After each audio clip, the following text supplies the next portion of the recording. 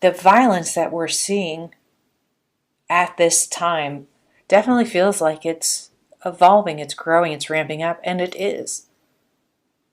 As historically, violence seems to come to a head once a generation. It's like the generation before them who had dealt with the violence starts to pass away, and we forget. We forget what we learned when we went into those dark spaces together collectively. And that amnesia allows us to start ramping up violence again, to start doing the same things over and over again that led to the fear, which led to the hatred, which led to the violence. And there's several times through history, in our recent history, that really show this spike, this volcanic activity growing, and the outcomes of it.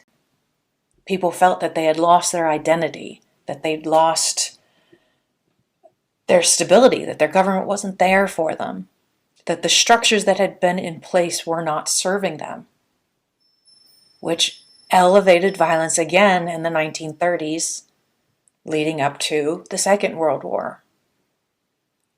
I like the volcanic metaphor because you think of this building energy in the base.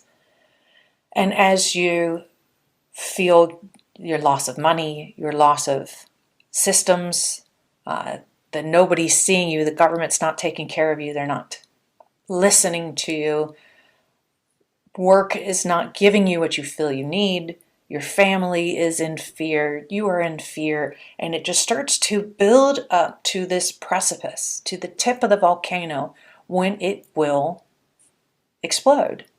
Now, even before the mass eruption, there are these releases of energy, these violent releases of heat and energy, which is the violence that you see spiking up to the culmination being war. These times really come to a head when the world is ready to shift, when the energy that we are in as a collective becomes so stagnant and so overbearing that the pressure builds until we react.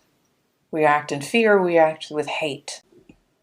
When we live in fear, when we live in that energy of oppression, when we feel lost, we can get to a place where we feel our only option is to commit violence, is to stand up to be seen. But we're not going deep into what led to this, not just personally, but environmentally, culturally. What is leading to this release of anger and violence?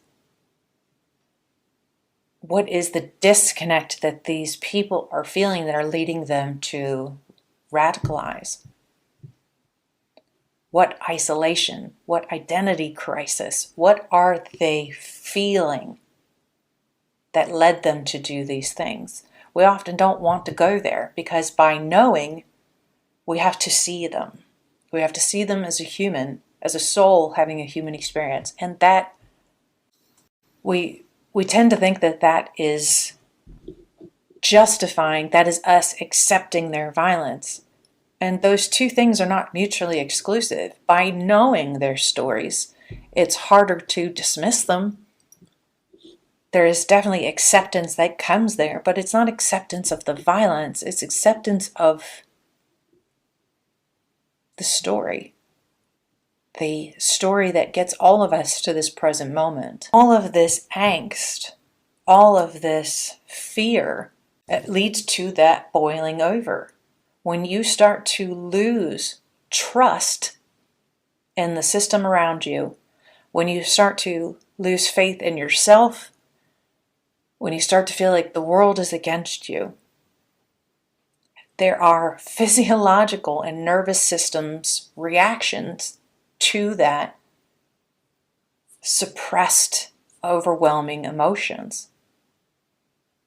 It can lead to acts of rage, acts of violence. That's what's happening on a global consciousness level right now. This is this generation's energetic volcano. All of this is a pattern that emerges from prolonged fear, from prolonged isolation and essentially cultural trauma. Every other time in history that we have seen this buildup, there has been massive violence at the end of it. This time, in this present moment, we are not going to allow that to happen. We can shift that energy if we recognize what it is, if we recognize why it's happening. So this energetic buildup is not chaos. It is intentional.